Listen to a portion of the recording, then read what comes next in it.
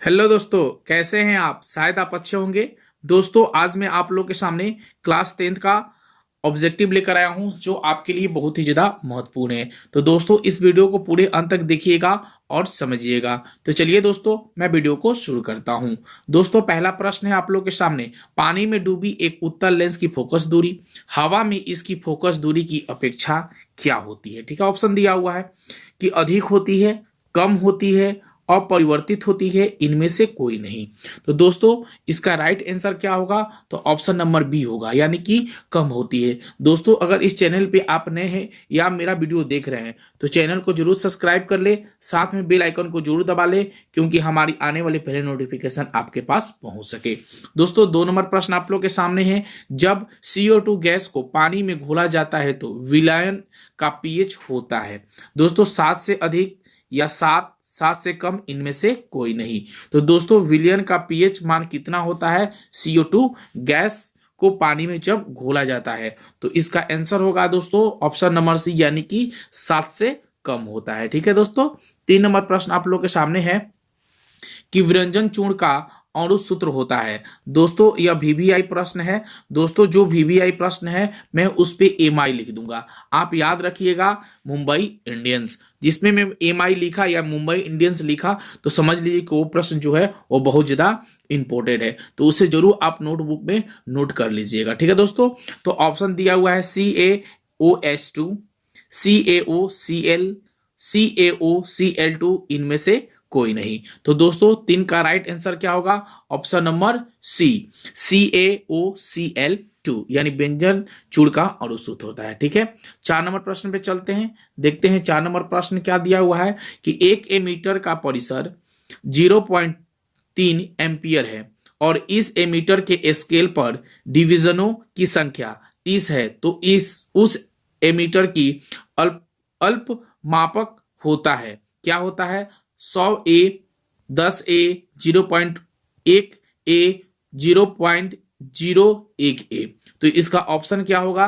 तो 4 का right answer हो जाएगा ऑप्शन नंबर डी, 0.01A। ठीक है, फिर चलते हैं 5 नंबर प्रश्न पे, देखते हैं 5वां प्रश्न क्या है कि एक भूरे रंग का चमकदार तत्व X को वायु की उपस्थिति में गर्म करने पर वह काले रंग का हो जाता है। तो तत्व X का मान बताइए। तो दोस्तों, ऑप्शन दिया है Na, Mg, Cu और K। तो दोस्तों, 5 का राइट आंसर हो जाएगा मेरा ऑप्शन नंबर Cu। ठीक है दोस्तों, इसका राइट आंसर हुआ। ठीक है, चलते हैं फिर 6 नंबर प्रश्न पे, देखते हैं 6 नंबर प्रश्न क्या दिया हुआ है कि ग्लूकोज में कार्बन के कितने अणु होते हैं। दोस्तों, यह प्रश्न जो है बिल्कुल इंपोर्टेड है। ठीक है, ग्लूकोज में कार्बन के कितने अणु होते हैं? तो ऑप्शन दिया हुआ है 3, ऑप्शन दिया हुआ है 4, ऑप्शन दिया हुआ है 5 और ऑप्शन दिया हुआ है 6। 3, 4, 5, 6। तो इसका राइट आंसर क्या होगा? ऑप्शन नंबर डी, यानी कि 6 होते हैं। ठीक है, फिर चलते हैं 7वां प्रश्न पे, देखते हैं 7वां प्रश्न क्या है। भ्रूण को मां के रुधिर से ही पोषण मिलता है, इसके लिए एक विशेष संरचना होती है जिसे क्या कहते हैं?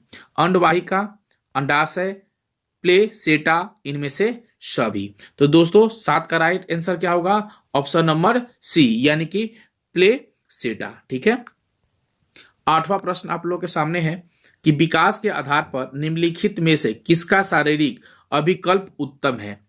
ऑप्शन दिया हुआ है जीवाणु, मकड़ी, मछली या चिंपैंजी। ठीक है, तो 8 का राइट आंसर क्या होगा? ऑप्शन नंबर डी, यानी कि चिंपैंजी जो है विकास के आधार पर निम्नलिखित में से किसका शारीरिक अभिकल्प है? तो यह प्रश्न जो है बिल्कुल इंपोर्टेंट है। ठीक है, चलते हैं फिर 9 नंबर प्रश्न पे, देखते हैं 9 नंबर प्रश्न क्या दिया हुआ है। नीचे दी गई रसा अभिक्रिया के संबंध में कौन सा कथन सत्य है? ठीक है, ZnO plus Cu, Zn plus Cu। ठीक है, इसका क्या होता है देख लेते हैं।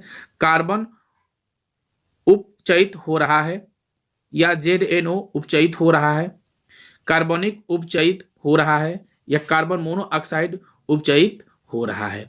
तो इसका राइट आंसर क्या हो जाएगा 9 का? ऑप्शन नंबर ए, यानी कि कार्बन उपचयित हो रहा है। ठीक है, 10 नंबर प्रश्न पे चलते हैं, देखते हैं 10 नंबर प्रश्न क्या है कि कौन सी गैस उत्सर्जित होगी जब धातुएं जल के साथ अभिक्रिया करेगी। ऑप्शन दिया हुआ है ऑक्सीजन, कार्बन डाइऑक्साइड, हाइड्रोजन और नाइट्रोजन। तो 10 का राइट आंसर मेरा हो जाएगा ऑप्शन नंबर सी, यानी कि हाइड्रोजन। की गैस जो है उत्सर्जित होगी जब धातुएं जल के साथ अभिक्रिया करेगी, तो क्या होता है, तो हाइड्रोजन गैस होता है। ठीक है, फिर चलते हैं 11 नंबर प्रश्न पे। देखते हैं 11 नंबर प्रश्न क्या है। निम्नलिखित में कौन सा एक प्राकृतिक पारिस्थितिक तंत्र है। तो तालाब, फसल क्षेत्र, झील या जंगल। ठीक है, तो ऑप्शन 11 का क्या हो जाएगा राइट आंसर, तो प्राकृतिक जो होता है वह झील ही होता है। ठीक है, फिर चलते हैं 12 नंबर प्रश्न पे कि तत्व X'XCl2 सूत्र का एक क्लोराइड बनाता है जो एक ठोस है तथा जिसका गलनांक उच्च है। आवर्त सारणी में यह तत्व संभवतः दिए गए किस तत्व को वर्ग के समूह के अंतर्गत होगा। यानी ऑप्शन दिया हुआ Na, Mg, Al, Si। तो ऑप्शन 12 का क्या हो जाएगा आंसर मेरा, ऑप्शन नंबर 2, यानी कि ऑप्शन नंबर Mg जो है वो सेकंड ऑप्शन जो है वो मेरा सही है। ठीक है, फिर चलते हैं 13 नंबर प्रश्न पे कि नाइट्रोजन के द्विपरमाणुक अणु में कौन सा आबंध होगा। ठीक है, एक आबंध, द्वि आबंध, त्रिआबंध, इनमें से कोई नहीं। तो 13 का राइट आंसर हो जाएगा दोस्तों ऑप्शन नंबर सी। ठीक है, त्रिआबंध। ठीक है, अब चलते हैं 14 नंबर प्रश्न पे। देखते हैं 14 नंबर प्रश्न क्या दिया हुआ है। यह दिया है निर्वात का में प्रकाश की चाल। दोस्तों यह इंपोर्टेंट प्रश्न है, इसे जरूर याद करिएगा कि निर्वात में प्रकाश की चाल कितनी होती है, 3 × 10⁻6 मीटर सेकेंड। ठीक है, 3.10⁻7 metre second, 3 × 10⁸ metre second, 10⁹ minute second. ठीक है, इतना ऑप्शन दिया हुआ है। इसका राइट आंसर क्या होगा, निर्वात में प्रकाश की चाल कितनी होती है, तो option number C, 3 × 10⁸ minute second. ठीक है, चलते हैं 14 नंबर प्रश्न पे। देखते हैं 15 नंबर प्रश्न क्या है दोस्तों कि पादप में जाइलम उत्तरदायी है। कौन सा जाइलम उत्तरदायी है, जल का वहन, भोजन का पाचन, अमीनो अम्ल का वाहन, ऑक्सीजन का वहन। तो 15 का राइट आंसर हो जाएगा दोस्तों ऑप्शन नंबर ए, यानी जल का वाहन। ठीक है, चलते हैं 16 नंबर प्रश्न पे। 16 नंबर प्रश्न देख लेते हैं क्या है कि निम्नलिखित में किसे कोशिका का ऊर्जा मद्रा के रूप में माना जाता है। ठीक है, तो ऑप्शन दिया एडीपी,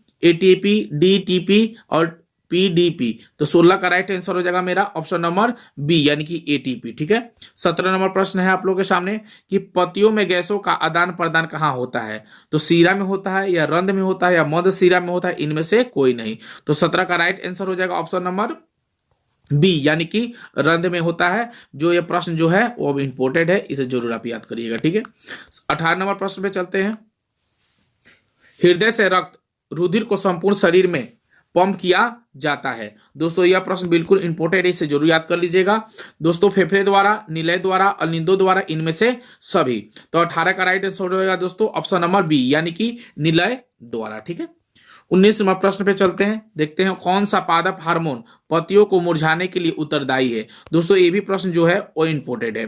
तो ऑक्सिन, साइटोकानिन, एब्सिक अम्ल या जिब्रेलिन। ठीक है, 4 ऑप्शन दिया हुआ है। इसका राइट आंसर क्या हो जाएगा, 19 का ऑप्शन नंबर ई हो जाएगा, यानी कि ऑक्सिन। ठीक है, 20 नंबर प्रश्न पे चलते हैं। 20 नंबर प्रश्न क्या है कि जड़ का अधोगमी वृद्धि है। प्रकाशानुवर्तन, गुरुत्वानुवर्तन, जलवानुवर्तन, रसायनानुवर्तन। तो ठीक है, 20 का राइट आंसर होगा ऑप्शन नंबर बी, यानी कि गुरुत्वानुवर्तन। ठीक है, 21 नंबर प्रश्न पे चलते हैं। देखते हैं क्या है। पांस, मेंडुला और अनुमस्तिष्क अग्र मस्तिष्क का हिस्सा है, मध्य मस्तिष्क का हिस्सा है या पश्च मस्तिष्क का हिस्सा है या प्रब मस्तिष्क का हिस्सा है।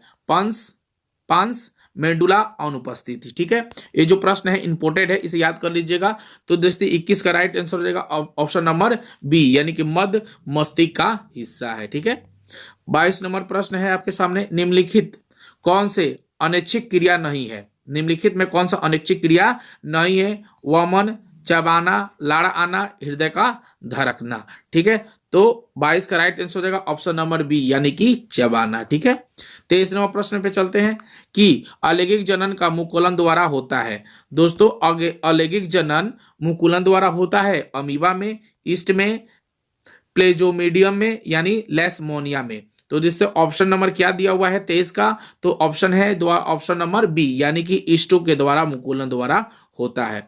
24 नंबर प्रश्न है, शुक्राणु का निर्माण होता है वृषक में, गर्भाशय में, अंडाशय में, इनमें से सभी। तो 24 का राइट आंसर होगा ऑप्शन नंबर ए, यानी कि वृषण में होता है शुक्राणु का निर्माण। ठीक है। 25 नंबर प्रश्न आप लोग के सामने है कि पुष्प का कौन सा भाग फल बनाता है। दोस्तों यह प्रश्न जो है इंपोर्टेड है, बार बार बोर्ड में रिपीट हो चुका है यह प्रश्न कि पुष्प का कौन सा भाग फल बनाता है। तो पराकोश में, वर्तिकाग्र में, वर्तिका में या अंडाशय में। तो दोस्तों ऑप्शन है मेरा डी, यानी कि अंडाशय में पुष्प का कौन सा भाग फल बनाता है, तो अंडाशय में फूल भाग जो है फूल का फल बनाता है। ठीक है दोस्तों, अगर वीडियो अच्छी लगी हो लाइक करिएगा, ज्यादा अपने दोस्तों में शेयर करिएगा। धन्यवाद।